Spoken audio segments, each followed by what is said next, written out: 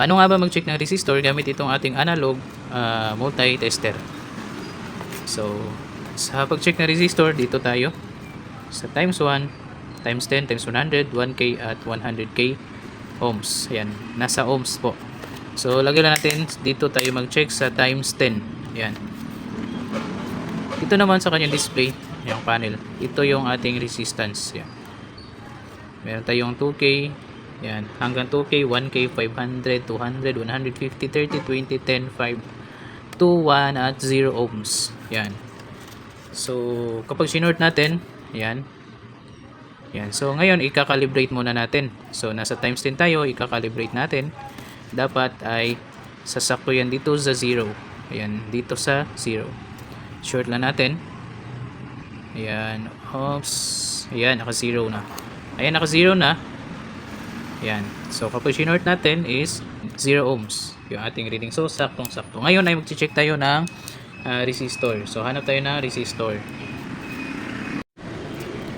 So, ayan, ito yung ating resistor na pagmimeasure ng kanyang value. So, ayan. Pansinin nyo yung color code ng resistor. So, yung gold, ayan, yung gold, ito. Pasensya na kayo sa kuko natin. Yung gold dapat nasa hulihan. So, magsisimula tayo dito sa blue. Ayan, yan sa blue. Green pala, green. Ayan, yung nasa una. Green, blue, at saka brown. So, yan po yung color coding ng ating resistor. Green, blue, at saka brown. So, yung green yan yung ating first band at yung blue, second band natin. At yung brown naman yan yung ating multiplier. So, ngayon, susubukan nating measure ng value gamit itong multi-tester na analog. So, ito, basic lang naman ito. So, ayan, nasa times 10 yung ating range. Times 10. Ayan. So, susukatan na natin.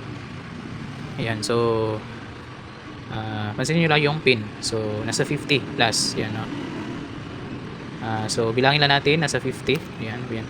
So, nasa 50 yung ating reading. So, pagpalagay natin na 50. Ayan, yung lang. Baka natin na maayos. So, pagpalagay natin na 50. Yung pangalawang guhit, 60. Pangatlo, 70. Pang-apat, 80, 90. So, 100 hanggang 100. Doon sa 100. So, yan, 50, 60, 70, 80, 90, 100. So, nasa gitna siya ng 50 at 60. Ayan, 50 at 60. Ayan. So, lagpas, or nasa gitna, pagpalagay natin na 55. Ayan.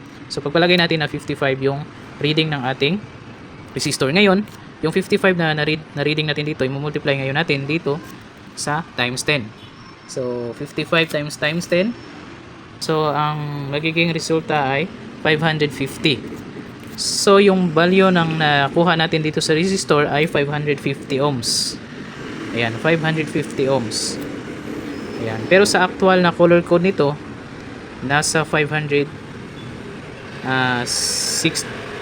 ohms yung reading. So, magkalapit lang siya. No?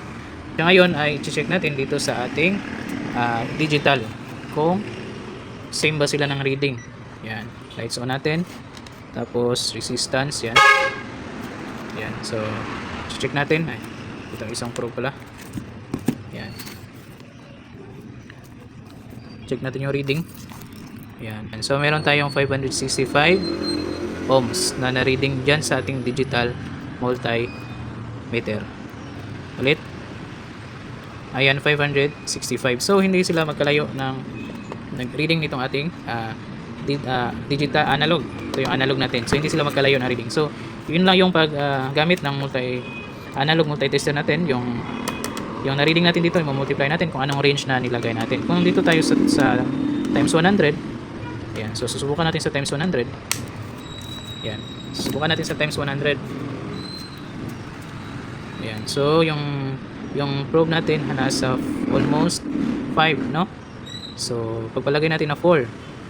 2, 1, 2, 3, or 4.5. Ayan. So, pagpalagay natin na 4.5. Multiply ngayon natin sa 100. So, kano ba? Wait lang. O, ayun. So, 4.5 times 100 is 450. So, hindi sila magkalayo. Kahit anong range yung gagamitin natin dito, basta kung anong naging reading niya, yun yung multiply natin. So, gano'n lang ang basic na pagbasa ng resistor gamit ang ating multimeter analog. So, thank you.